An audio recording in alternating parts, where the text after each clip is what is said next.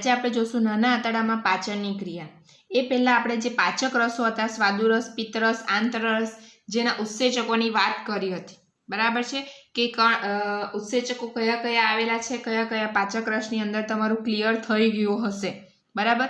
તો આગળ ટોપિક આપણે કમ્પ્લીટ કરીએ આજે નાના આંતરડામાં પાચનની ક્રિયા। જો તમને જો સ્વાદુરસના કે પછી આંતરરસ કે પિત્તરસ મતલબ પાચક રસો જે છે એના ઉત્સેચકો નહીં ખ્યાલ હોય તો આ ટોપિકમાં ખ્યાલ નહીં આવે, બરાબર। એટલે પહેલાં પાચક રસ ક્લિયર કરવું પડશે તમારે લોકોએ। ઓકે, વાત કરીએ આપણે આંતરડામાં જે હવે ખોરાક જશે, જે જઠર પાક એટલે કે જઠરમાં જે છે થોડુંક પ્રોટીનનું પાચન થયેલો જે ખોરાક છે એ હવે નાના આંતરડામાં જશે, બરાબર।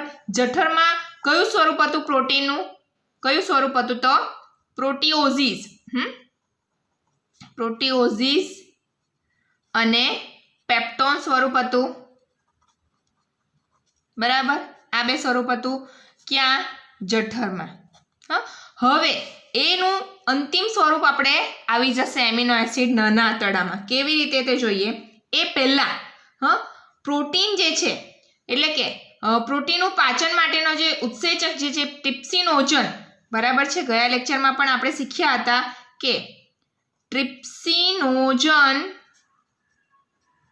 આ ટ્રિપ્સિનોજન એ ટ્રિપ્સિનમાં ફેરવાશે। શેમાં ફેરવાશે?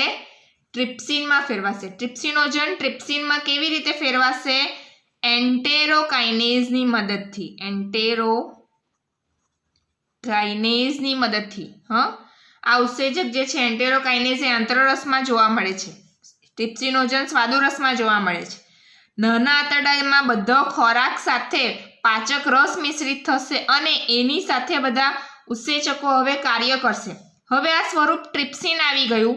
એ ટ્રિપ્સિન જે છે એ કાઇમોટ્રિપ્સિનોજન અને પ્રોકાર્બોક્સીપેપ્ટિડેઝને કેવા સ્વરૂપમાં ફેરવશે? સરળ સ્વરૂપમાં ફેરવશે, બરાબર છે। એટલે કે હું હવે આગળ વાત કરું છું કાઇમોટ્રિપ્સિનોજનની, કાઇમોટ્રિપ્સિનોજન, બરાબર। આ કાઇમોટ્રિપ્સિનોજનનું ટ્રિપ્સિનની મદદથી શેમાં રૂપાંતરણ થાય છે? કાઇમોટ્રિપ્સિન। જોયું? પહેલા એન્ટેરોકાઇનેઝને ટ્રિપ્સિનોજનમાંથી ટ્રિપ્સિનમાં ફેરવ્યું, હવે એ ટ્રિપ્સિન જે છે એ બીજા જે સ્વાદુરસમાં આવેલા જે ઉત્સેચક છે એને સક્રિય સ્વરૂપમાં ફેરવશે। જેમ કે કાઇમોટ્રિપ્સિનોજનનું કાઇમોટ્રિપ્સિનમાં ફેરવશે, રૂપાંતરણ કરશે, તેમજ પ્રોકાર્બોક્સીપેપ્ટિડેઝને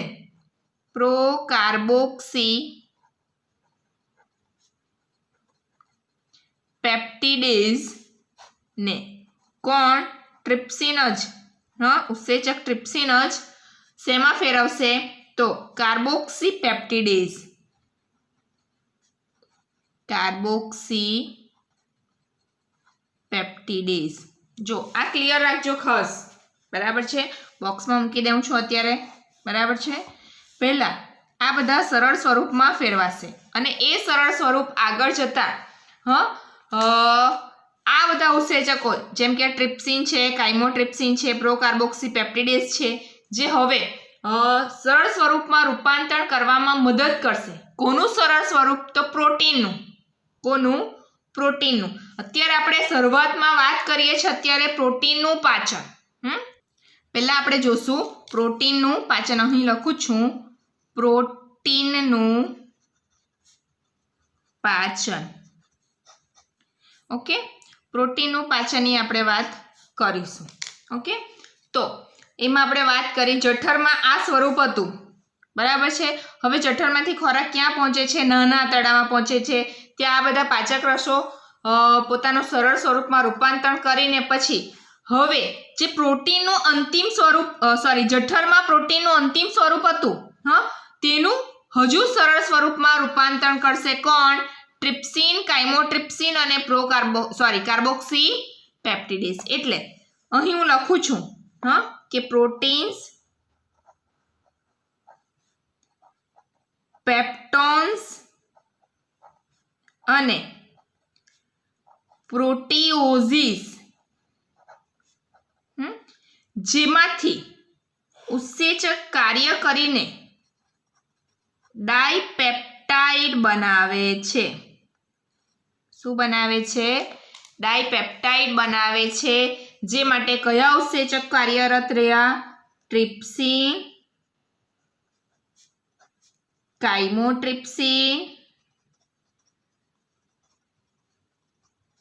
અને કાર્બોક્સી પેપ્ટિડેઝ. બરાબર છે. જે આપણે આ સરળ સ્વરૂપમાં બનાવ્યા હતા એ હવે જઠરમાંથી જે આવેલો જે ખોરાક છે એના ઉપર કાર્યરત થઈને ડાયપેપ્ટાઇડનું નિર્માણ કરે છે. બરાબર છે. હવે એ ડાયપેપ્ટાઇડ જે છે એ આગળ ડાયપેપ્ટિડેઝની મદદથી એમિનો એસિડમાં રૂપાંતરિત થાય છે. ઓકે, જે ડાયપેપ્ટાઇડ શેમાં રૂપાંતરણ થાય છે? Amino acid. બરાબર છે. કોની મદદથી?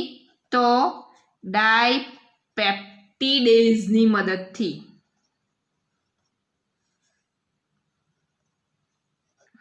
ડાયપેપ્ટિડેઝની મદદથી એમિનો એસિડમાં રૂપાંતરિત થાય છે. ઓકે, તો આ વાત હતી શેના પાચનની વાત કરી આપણે અત્યારે? પ્રોટીનનું પાચન. બરાબર છે. શેનું પાચન? પ્રોટીનનું પાચન. ત્યાર પછી આપણે વાત કરીએ તો લિપિડનું પાચન. શેનું પાચન? લિપિડનું પાચનની વાત કરીએ તો હવે લિપિડ જે છે લિપિડનું મોટા ભાગેનું પાચન લિપિડનું પણ શેમાં થશે? નાના આંતરડામાં જોવા મળશે. બરાબર. તો લિપિડ જે છે લિપિડ કયા ઉત્સેચકની મદદથી? લાઇપેઝની મદદથી. કયા ઉત્સેચકની મદદથી? લાઇપેઝની મદદથી શેમાં ફેરવાય છે? ડાઇગ્લિસરાઇડ અને એમાંથી પછી શેમાં ફેરવાય છે આગળ? મોનોગ્લિસરાઇડ. કયા ઉત્સેચકની મદદથી? તો લાઇપેઝ દ્વારા જ. લાઇપેઝિસ બોલો કે લાઇપેઝ બધું એક જ છે. હા, એટલે ધ્યાનમાં રાખજો, લાઇપેઝિસ અથવા લાઇપેઝ. ઓકે, આપણે લાઇપેઝિસ જ રાખીએ છીએ. ચાલો, બરાબર છે. લાઇપેઝિસની મદદથી ડાયગ્લિસરાઇડ અને મોનોગ્લિસરાઇડમાં રૂપાંતર થાય છે.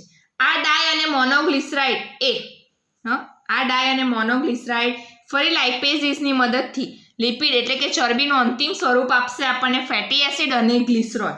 હું લખું છું ડાય અને મોનો ગ્લિસરાઇડ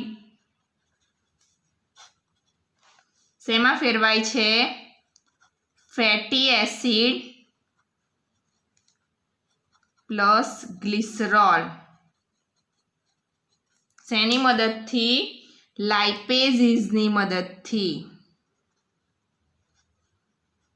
કોની મદદથી ફેરવાશે આ પણ? લાઇપેઝિસની મદદથી. લાઇપેઝિસ ઉત્સેચકની મદદથી રૂપાંતર થશે. એક વસ્તુ જોયું, પ્રોટીનનું આપણે પાચન જોયું. પ્રોટીનનું અંતિમ સ્વરૂપ શું થવાનું? Amino acid. લિપિડ જે છે લિપિડનું અંતિમ સ્વરૂપ શું થવાનું? ફેટી એસિડ અને ગ્લિસરોલ. આ ખાસ ધ્યાનમાં રાખવાનું છે, એમસીક્યુ માટે ખૂબ જ અગત્યનું છે. ઓકે, હવે આગળ વાત કરીએ કાર્બોદિતોનું પાચનની વાત કરીએ તો પોલિસેકેરાઇડ એટલે કે સ્ટાર્ચ. બરાબર છે. જે પોલિસેકેરાઇડ છે એ પોલિસેકેરાઇડ એમાઇલેઝ ઉત્સેચકની મદદથી પોલિસેકેરાઇડ અથવા તો હું લખું છું સ્ટાર્ચ. બરાબર છે. જે એમાઇલેઝ ઉત્સેચકની મદદથી શેમાં ફેરવાય છે? ડાયસેકેરાઇડ. શેમાં ફેરવાય છે? ડાયસેકેરાઇડ. કોની મદદથી? તો એમાઇલેઝ ઉત્સેચક. એમાઇલેઝ. બરાબર છે.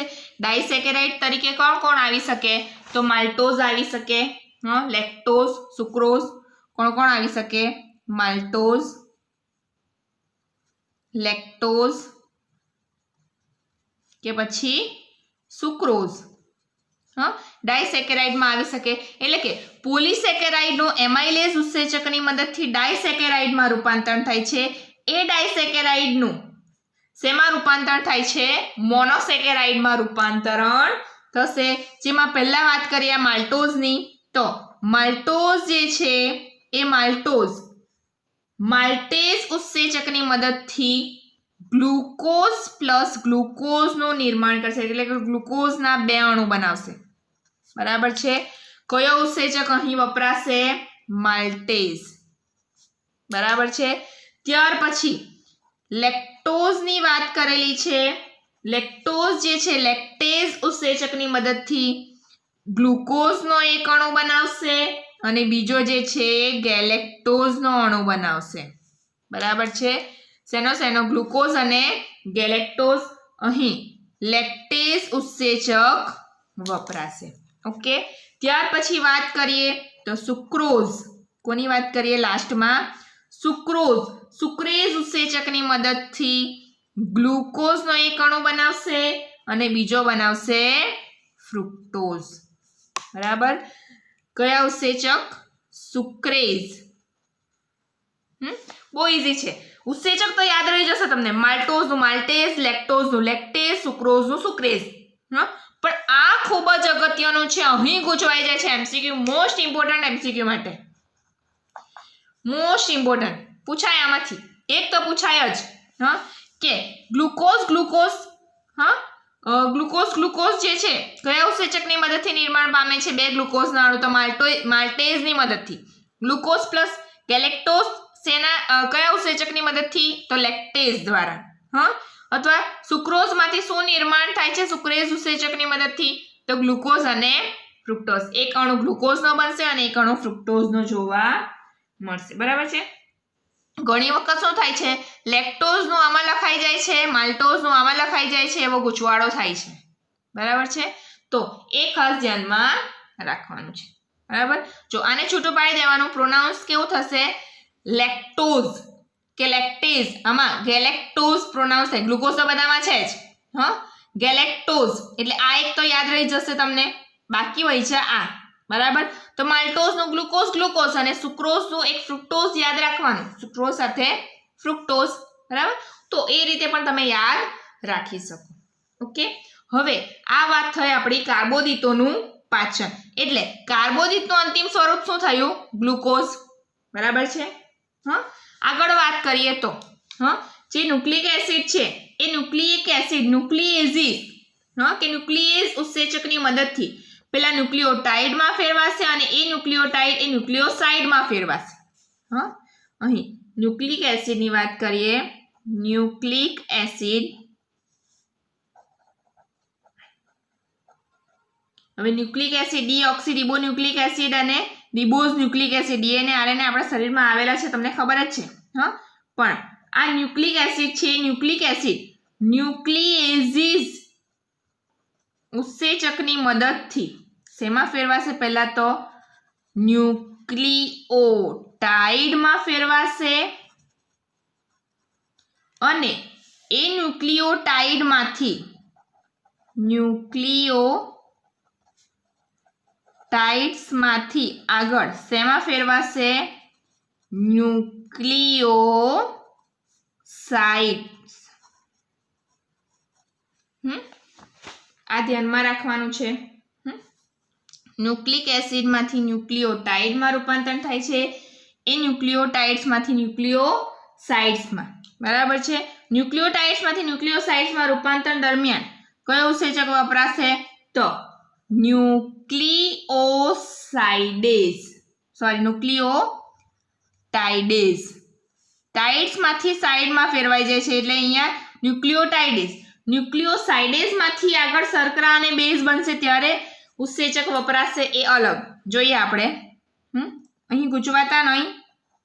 ન્યુક્લિયોસાઇડ્સમાંથી શું બનશે?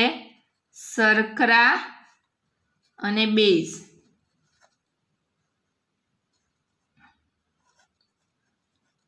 Nitrogen base. શર્કરા અને નાઇટ્રોજન બેઝ. બરાબર છે. તો અહીં ધ્યાન રાખવા જેવી વાત છે. અહીં જે છે ન્યુક્લિયોસાઇડેઝિસ. જો દરેક જણ અત્યારે ફર્સ્ટ ટાઈમ તો ઉપરથી જતું હશે બધા સમીકરણ, પણ 1-2 વખત જોશો એટલે મોડે થઈ જશે. એમ બહુ ઇઝી છે અને મોસ્ટ ઇમ્પોર્ટન્ટ પૂછાય છે વારંવાર. બરાબર, તો ફરી એક વખત વાત કરું. ન્યુક્લિક એસિડમાંથી ન્યુક્લિએઝિસ ઉત્સેચકની મદદથી ન્યુક્લિયોટાઇડમાં, ટાઇડ્સનું ટાઇડેઝ ઉત્સેચકની મદદથી સાઇડમાં, સાઇડ્સનું સાઇડેઝિસ ઉત્સેચકની મદદથી શર્કરા અને બેઝ. ઇઝી થયું? બરાબર છે. તો અંતિમ સ્વરૂપ ન્યુક્લિક એસિડનું કયું થવાનું? શર્કરા અને નાઇટ્રોજન બેઝ. અહીં બેઝ લખ્યું છે, ધ્યાનમાં રાખજો, વાંધો નહીં.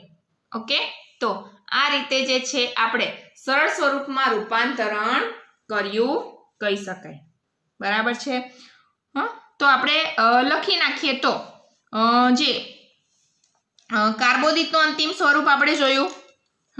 કાર્બોદિતનું, તો કાર્બોદિતનું શું આવ્યું? ગ્લુકોઝ લખું છું અત્યારે હું, મોનોસેકેરાઇડ જ લખીએ તો પણ ચાલે. બરાબર છે. ત્યાર પછી વાત કરીએ પ્રોટીન. તો પ્રોટીનનું અંતિમ સ્વરૂપ શું આવ્યું? Amino acid. પ્રોટીન પછી વાત કરીએ આપણે લિપિડની. તો લિપિડનું અંતિમ સ્વરૂપ શું આવ્યું? Fatty acid plus glycerol. અને ન્યુક્લિક એસિડની વાત કરીએ તો ન્યુક્લિક એસિડ, જેનું અંતિમ સ્વરૂપની વાત કરીએ તો શર્કરા બેઝિસ. હવે આ જે સ્વરૂપ આવ્યા એનું નાના આંતરડાની અંદર આંગળી જેવા જે પ્રવર્ધો આવેલા છે, જેને રસાંકુરો તરીકે ઓળખવામાં આવે છે, એના દ્વારા અભિશોષણની ક્રિયા જોવા મળશે. અભિશોષણની ક્રિયા જોવા મળશે. બરાબર. જે નેક્સ્ટ પછી વિડિયો લેક્ચર આવશે ત્યારે અભિશોષણની ચર્ચા આપણે કરીશું જ. કે કેવી રીતે અભિશોષણ થાય છે આ ગ્લુકોઝનું કે એમિનો એસિડનું કે ફેટી એસિડ કે ગ્લિસરોલનું, કેવી રીતે અંદર સપાટીમાં શ્લેષ્મ સ્તરની અંદરની તરફ કેવી રીતે એનું શોષણ થાય છે એની ચર્ચા આપણે પછીથી કરીશું. મતલબમાં આ જે છે જટિલ સ્વરૂપોનું સરળ સ્વરૂપોમાં રૂપાંતરણ થાય છે ઘણા બધા ઉત્સેચકોની મદદથી. અને એ સરળ સ્વરૂપ જે છે એ નાનું આંતરડું જે છે, નાનું આંતરડું જેની અંદર આંગળી છે, સૌથી અંદરના સ્તરમાં જે આંગળી જેવા જે આ પ્રવર્ધો આવેલા છે, જેને રસાંકુરો તરીકે ઓળખવામાં આવે, એની અંદર અભિશોષણ જોવા મળશે. બરાબર છે. તો આ વાત થઈ પાચનની ક્રિયાઓ. બધા જ પ્રકારના પાચન આપણે શીખ્યા. એક વખત ટેક્સ્ટ બુકમાં રીડ કરી લઈએ. અલગ રીતે આપ્યું છે ટેક્સ્ટ બુકમાં જે છે એ રીતે લખો તો પણ વાંધો નહીં. આ તમને સરળ બનાવીને આપ્યું છે. બધા પાચન ટેક્સ્ટ બુકમાં બધું એક સાથે આપ્યું છે, ગૂંચવાડો થઈ જાય એવું. અહીં મેં છૂટું છૂટું તમને પાડીને આપ્યું છે કે કાર્બોદિતનું પાચન અલગથી લખી આપ્યું છે, પ્રોટીનનું પાચન અલગથી લખી આપ્યું છે. બરાબર, એટલે તમને આઈડિયા આવી જ જશે એમ તો ટેક્સ્ટ બુકમાં વાંચીએ એટલે. ઓકે, આ જે છે શરૂઆતની ચર્ચા આપણે કરી ચૂક્યા હતા. બરાબર છે. જ્યારે નાના આંતરડામાં પાચનની ક્રિયાઓ પૂછાય તો આ બધું લખવું કમ્પલસરી છે. ઓકે, ત્યાર પછી આ વાતો કરવાની કે આંતરડામાં પહોંચેલ જઠર પાકમાં રહેલ પ્રોટીન, પ્રોટીઓઝિસ અને પેપ્ટોન્સ, અંશતઃ જળ વિભાજન પ્રોટીન, એટલે કે આ પ્રોટીઓઝિસ અને પેપ્ટોન્સ ઉપર નીચે આવેલ સ્વાદુરસના પ્રોટીઓલાઇટિક ઉત્સેચકો. સ્વાદુરસના પ્રોટીઓલાઇટિક ઉત્સેચકો એટલે પ્રોટીનનું પાચન કરતા ઉત્સેચકો પ્રક્રિયા કરે છે. જેમ કે પ્રોટીન્સ, પેપ્ટોન્સ અને પ્રોટીઓઝિસ, આ ત્રણ ઉત્સેચકોની વાત કરેલી છે. સ્વાદુરસમાં આવેલા ઉત્સેચકો જે ડાયપેપ્ટાઇડમાં રૂપાંતરણ કરે છે. જોયું, આ ટ્રિપ્સિન, કાઇમોટ્રિપ્સિન અને કાર્બોક્સીપેપ્ટિડેઝ કેવી રીતે બન્યા એની વાતો નથી કરેલી. બરાબર, પણ એક લાઈન શરૂઆતમાં જે ગઈકાલના લેક્ચરમાં આપણે શીખ્યા હતા, જેમાં વાત કરેલી હતી કે એન્ટેરોકાઇનેઝ એ સક્રિય ટ્રિપ્સિનમાં ફેરવે છે. એન્ટેરોકાઇનેઝ એ સક્રિય ટ્રિપ્સિનમાં ફેરવે છે, જે સ્વાદુરસના અન્ય ઉત્સેચકોને સક્રિય કરે છે. જે એટલે કોણ? આ ટ્રિપ્સિન. જે ટ્રિપ્સિન છે જે સ્વાદુરસના અન્ય ઉત્સેચકો છે એને શું કરશે? સક્રિય કરશે. અન્ય ઉત્સેચકો તો કયા? તો ટ્રિપ્સિનો, કાઇમોટ્રિપ્સિનોજન અને પ્રોકાર્બોક્સીપેપ્ટિડેઝ, જેને સરળ સ્વરૂપમાં ફેરવ્યા એટલે કે સક્રિય સ્વરૂપમાં ફેરવ્યા. જે ઉત્સેચક આના ઉપર કાર્ય કરશે અને ડાયપેપ્ટાઇડમાં રૂપાંતરણ કરશે. પછી સીધું જોયું, શેની વાતો કરી દીધી આપણને? કાર્બોદિતના પાચન. એટલે આ ડાયપેપ્ટાઇડનું જે અંતિમ સ્વરૂપ છે એ પછી પાછું સમજાવ્યું છે. તો આગળ વાત કરીએ, જઠરના કાર્બોદિતોનું સ્વાદુરસના એમાઇલેઝ દ્વારા જળ વિભાજન થઈ ડાયસેકેરાઇડ બને છે. પોલિસેકેરાઇડમાંથી એમાઇલેઝ દ્વારા ડાયસેકેરાઇડ. ઓકે, બીજી વાત તમને કરી દઉં, જ્યારે પણ એક્ઝામમાં પૂછાય તો લખાણ આવી રીતે લખવું જરૂરી છે. આમાંથી આવું રૂપાંતર બને. ફક્ત સમીકરણ નહીં લખવા, પૂરેપૂરા માર્ક્સ નહીં મળે એટલા માટે આવી રીતે લાઈનો અમુક લખવાઈ પડશે. આગળ વાત કરીએ તો પિત્ત અને લાઇપેઝની મદદથી ચરબીનું ડાય અને મોનોગ્લિસરાઇડમાં વિઘટન થાય છે. લિપિડનું લાઇપેઝની મદદથી ડાયગ્લિસરાઇડ અને મોનોગ્લિસરાઇડમાં રૂપાંતર થાય છે. સ્વાદુરસનો ન્યુક્લિક એસિડ ઉપર પ્રક્રિયા કરીને ન્યુક્લિયોટાઇડ અને ન્યુક્લિયોસાઇડ બનાવે છે. ન્યુક્લિક એસિડનું ન્યુક્લિએઝિસ ઉત્સેચકની મદદથી ન્યુક્લિયોટાઇડ્સમાં, ન્યુક્લિયોટાઇડ્સનું ન્યુક્લિયોસાઇડ્સમાં રૂપાંતર થાય છે. આંતરરસના ઉત્સેચકો ઉપરની પ્રક્રિયાઓની અંતિમ નિપજો ઉપર પ્રક્રિયાઓ કરી તેને શોષી શકાય તેવા સરળ સ્વરૂપમાં ફેરવે છે. પાચનનો આ અંતિમ તબક્કો આંતરડાના શ્લેષ્મીય અધિચ્છદીય કોષોની ખૂબ જ નજીક થાય છે. જોયું? હવે અહીંયા હજુ અંતિમ સ્વરૂપ આપણને મળ્યું નથી. અંતિમ સ્વરૂપ હજુ મળ્યું નથી. આગળ જોઈએ આપણે અંતિમ સ્વરૂપ. તો જોઈએ, ડાયપેપ્ટિડેઝ ઉત્સેચકની મદદથી એમિનો એસિડમાં રૂપાંતર પામશે. માલ્ટેઝની મદદથી ગ્લુકોઝ પ્લસ ગ્લુકોઝમાં ફેરવાશે. લેક્ટેઝની મદદથી ગ્લુકોઝ પ્લસ ગેલેક્ટોઝમાં ફેરવાશે. સુક્રેઝ ઉત્સેચકની મદદથી ગ્લુકોઝ પ્લસ ફ્રુક્ટોઝમાં ફેરવાશે. ન્યુક્લિયોટાઇડ્સ એ ન્યુક્લિયોટાઇડેઝિસની મદદથી ન્યુક્લિયોસાઇડમાં ફેરવાશે અને ન્યુક્લિયોસાઇડેઝિસની મદદથી શર્કરા અને બેઝમાં રૂપાંતર થાય છે. આમ ડાય અને મોનોગ્લિસરાઇડ લાઇપેઝિસની મદદથી અંતે ફેટી એસિડ અને ગ્લિસરોલમાં ફેરવાય છે. બરાબર? ઓકે, આ અંતિમ સ્વરૂપ બધા મળી ગયા. આ પ્રોટીનનું અંતિમ સ્વરૂપ એમિનો એસિડ, કાર્બોદિત જે છે એનું અંતિમ સ્વરૂપ ગ્લુકોઝ એટલે કે મોનોસેકેરાઇડ જે છે આ, ન્યુક્લિયોટાઇડનું ન્યુક્લિક એસિડનું શર્કરા અને બેઝ, અને લિપિડનું ફેટી એસિડ અને ગ્લિસરોલ અંતિમ સ્વરૂપ આ મળી ગયા આપણને. બરાબર છે? તો ઓકે, તો આ ઉપર દર્શાવેલ જીવમહાણુનું વિઘટન નાના આંતરડાના પક્વાશય ભાગમાં થાય છે. આ બધું ભાગ તો ક્યાં થયું? આ બધી જ પ્રક્રિયા ક્યાં થઈ?